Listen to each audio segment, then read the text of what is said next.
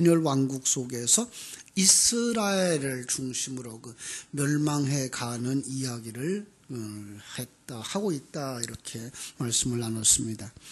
지난 시간에 16장부터 18장까지 읽으면서 북쪽 이스라엘의 왕조를 살펴보았죠.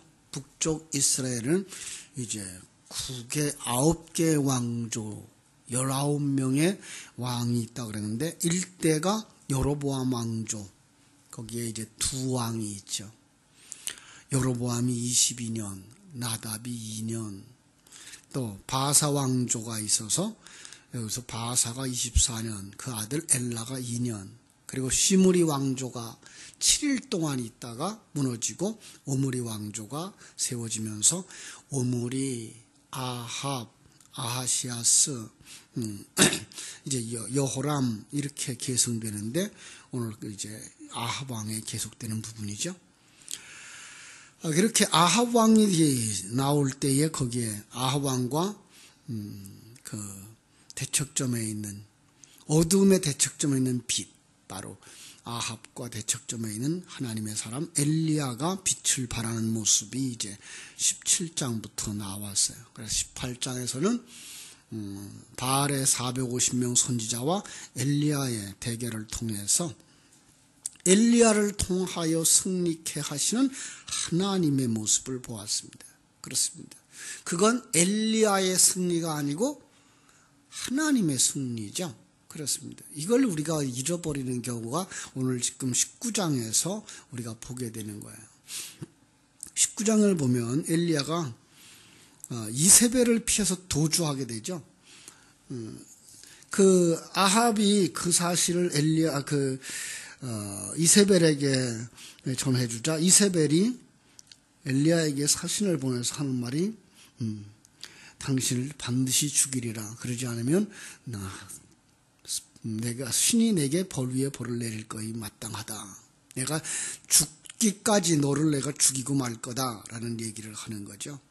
그 소리를 들은 이세벨이 엘리야가 36개 주랭랑을 치는 모습을 보게 됩니다. 그렇죠? 여기서 이세벨은 사단의 세력을, 세상의 세력을 상징하는 것이고요. 아합은 그와 짝하여서 있는 자를 상징한다면, 바로 엘리야는 하나님의 백성을 상징하고 있어서 하나님의 사람이 승리할 때 결코 잊지 말아야 되는 것, 그 승리의 힘이 내 것이 아니라고 하는 사실입니다. 우리 자칫 내가 뭐 된 줄 알고 있어요. 이게 하나님의 사람들이 실패하는 경우죠. 우리는 여전히 연약할 뿐이에요. 그 모습을 지금 19장 전체를 통해서 하나님이 이제 우리에게 보여주고 있는데, 나 힘을 이 영적 싸움에 승리한다라고 하는 사실을 볼 때에 그 영적 싸움의 승리는 내 힘이 아닌 나를 들어서 도구로 쓰시는 하나님의 승리이지, 나는 여전히 연약하고 악한 그릇일 뿐이에요. 나를 사단이 붙들고 세상이 붙들고 쓴다 그러면 나는 세상의 도구로 쓰일 수밖에 없고요. 그럼에도 불구하고 그 속에 하나님이 생기를 불어넣으시고 하나님이 나를 도구로 써주시면 참으로 하나님의 도구로 쓰임을 받을 수 있는 것이거든요.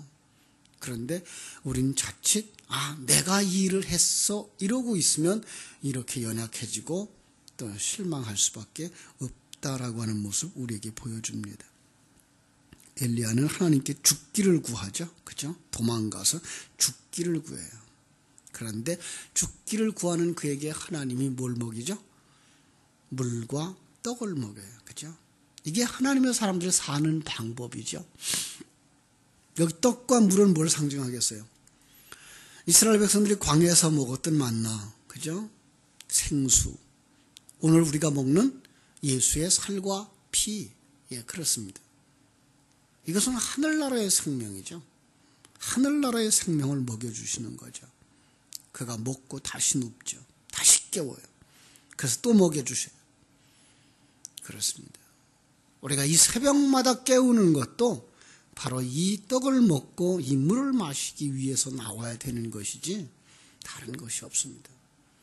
그래야만 40주야를 달려갈 수 있습니다. 40주야, 우리 일생입니다. 하나님이 허락하신 기간 동안 달려갈 수 있는 것입니다. 예수 생명 가진 자만 달려갈 수 있습니다. 예수 생명 가진 자만 자기가 누군지 발견하게 되고, 그리고 자기의 사명이 무엇인지 발견하게 되는 것이죠. 이 모습을 우리가 여기서 살펴볼 수가 있습니다. 9절부터 14절에 보면 엘리야가 굴에 들어가서 숨어요. 하나님이 나타나서 엘리야야, 네가 어찌하여 여기 있느냐. 마치 에덴 동산에서 타락한 아담과 하와를 찾아오셔서 아담아, 아담아 부르시는 그 음성과 같은 것이고요. 다메섹 도상에서 사울을 향하여서 부르시는 하나님의 음성과 같은 것이지요. 이 새벽에도 하나님이 여러분을 부르시는 그 음성을 듣게 되기를 주님의 이름으로 축원합니다. 하나님이 엘리야에게 호렙산에 서라라고 말씀하죠. 호렙산, 거기는 하나님의 산이죠. 모세가 하나님을 만난 산이고요. 거기는 이스라엘 백성이 하나님께로 율법을 받은 산이고요. 거기는 신약에 오면 이스라엘 백성들이 예수님 앞에서 산상수훈을 받는 산입니다. 그렇습니다. 하나님의 산입니다. 물론 지역적으로 다릅니다만은 그 의미상으로 그렇습니다. 바로 오늘 이 산이, 오늘 이 예배하는 이 장소가 바로 하나님의 그 음성을 듣는 산이 되었으면 좋겠습니다. 그런데 거기에 큰 바람, 지진, 불이 지나갑니다. 거기에 하나님이 없습니다.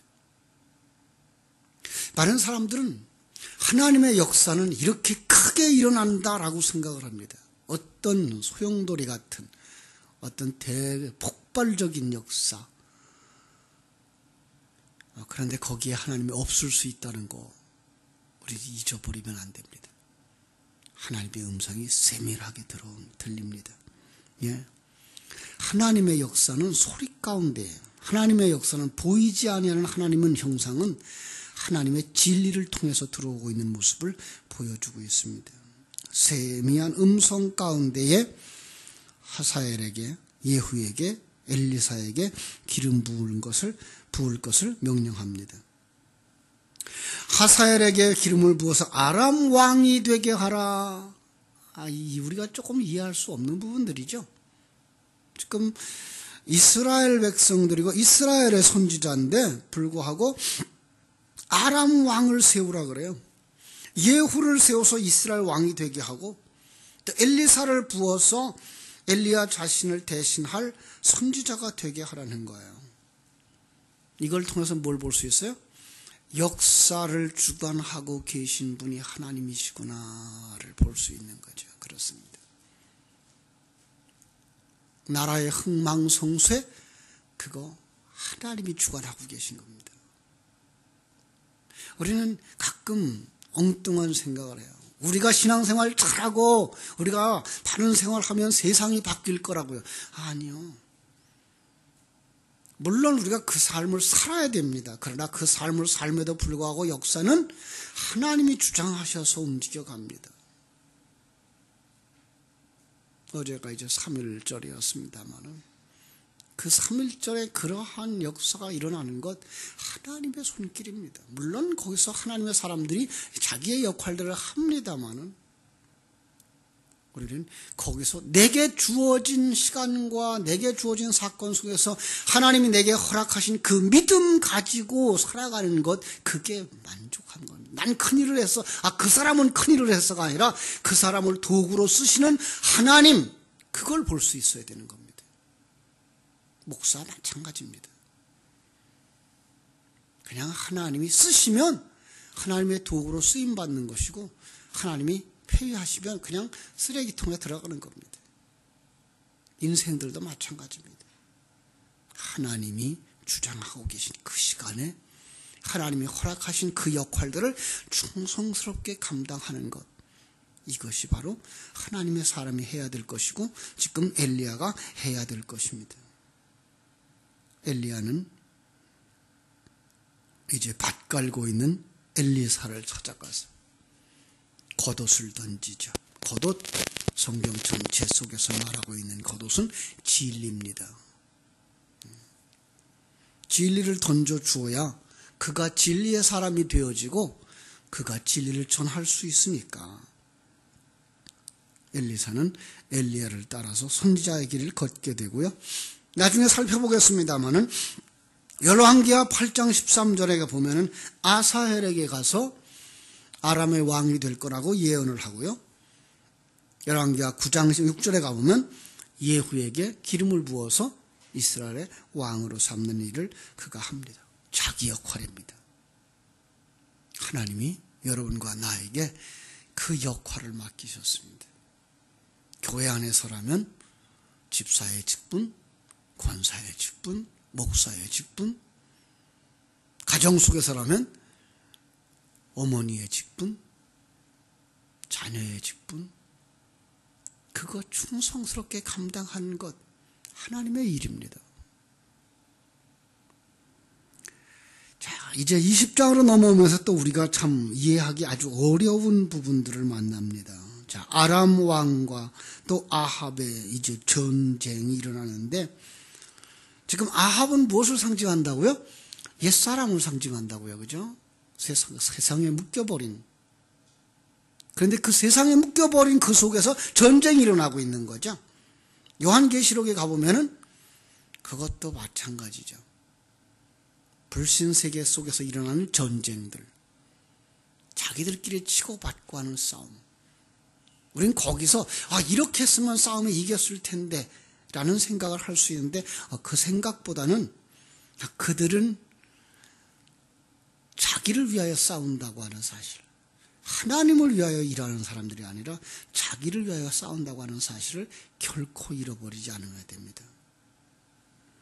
자, 여기 보십시다. 먼저 아람 왕 베나닷이 주변에 32명 왕과 동맹을 맺고 사마리아를 공격합니다. 첫 번째 요구, 내 은금, 내 처자들 다 내놓으라. 참 아람 왕이 그걸 예스합니다. 그러라는 겁니다. 그랬더니 베나닷이 더 기승을 부리면서 요구하는 게 뭐예요? 아합의 집 사마리아를 함락시키겠다. 그러자 아합이 그건 못하겠다. 거절을 합니다. 그리고 이제 전쟁을 하게 되는 거죠. 13절부터 30절까지 이제 두 번의 전쟁이 이렇게 쭉 펼쳐지는데 첫 번째 승리를 하죠. 그죠? 어떻게 승리하죠? 베나닷이 교만에 빠져 있는 것이죠. 그렇습니다. 근데 거기에 아합은 놀랍게도 하나님의 선지자의 명령을 따라서 승리하게 됩니다. 자, 그럼 아합이 하나님의 백성일까요? 이 부분입니다. 우리는 자칫 속을 수 있습니다. 마치 가룟 유다가 주님과 같이 하나님의 일을 합니다. 그러면 가룟 유다가 주님의 백성이었나요? 아닙니다. 하나님은 불신자를 통해서도 하나님의 나라를 만들어 갈 수 있습니다. 하나님의 일을 할 수 있습니다. 그러나 그는 하나님의 사람이 아닐 수 있습니다. 이게 참 무서운 겁니다. 자칫 우리가 지금 내가 하나님의 도구로 쓰임받다가 그냥 지옥에 던져버리는 그런 건 아닐까. 이게 종교개혁자들이 가졌던 마음입니다. 하나님 나를 이렇게 쓰시다가 버려둘 거나 내버리는 건 아니시죠? 라는 믿음을 가졌습니다. 왜 그렇죠? 구원의 확신이 없어서요? 신앙의 확신이 없어서요? 아니요. 자기 속에 아직도 변하지 않고 있는 자기 중심의 옛사람이 있는 걸 보기 때문에 그렇습니다. 그는 하나님의 사람입니다. 그런데 그렇게 쓰임받으면서도 자기 속에 옛사람이 있는 것을 모르고 자기가 승리한 자인 줄 알고 가는 자, 자기가 주체가 된 자는 버림받는 자입니다. 그렇습니다. 자, 베나닷이 또 침략해 들어옵니다. 그랬더니 전쟁에서 아람 군대가 10만 명이 이스라엘 군대에 의해서 죽었습니다. 그리고 남은 자들이 아벡으로 도맹을 치려고 하자 그 성이 무너져서 2만 7천 명이나 죽었습니다. 그리고 참 그 베나닷이 혼자 도망치는 이런 참패를 당했습니다. 여러분, 이 싸움에서 이기게 하시는 것 누구죠? 역시 하나님입니다. 그때에 교만하지 말아야 됩니다. 하나님의 사람들은 교만하지 말아야 됩니다. 왜? 그 싸움 누가 한 거예요? 하나님이 한 거니까. 그런데 아합은 거기서 자기가 나옵니다. 자기가 안 죽은 겁니다. 그래서 베나닷이 이제 그 신복들의 조언을 듣고서 아합에게 나와서 목숨을 구하고 화친하러 돌려오는데 그가 용서하고 그를 품에 안습니다. 어떤 면에서 굉장히 잘하는 것처럼 보이죠. 악은 뿌리째 끊어야 되는데 악을 그대로 두는 것, 그 모습입니다. 인간적으로 보면 화친하고 용서한 거 잘한 거죠. 그런데 그 뿌리가 누군가 봐야 됩니다. 세상과 짝하면 안 되고 사단과 짝하면 안 되는 거죠. 그런데 지금 그와 화친하는 것입니다.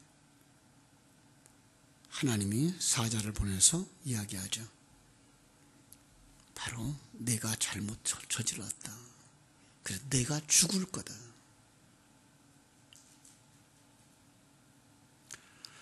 사단에게 속한 자, 세상에 속한 자가 지혜롭다고 하지만 선을 행한다고 하지만 그건 여전히 악이다, 여전히 미련한 거다를 보여주는 그림입니다.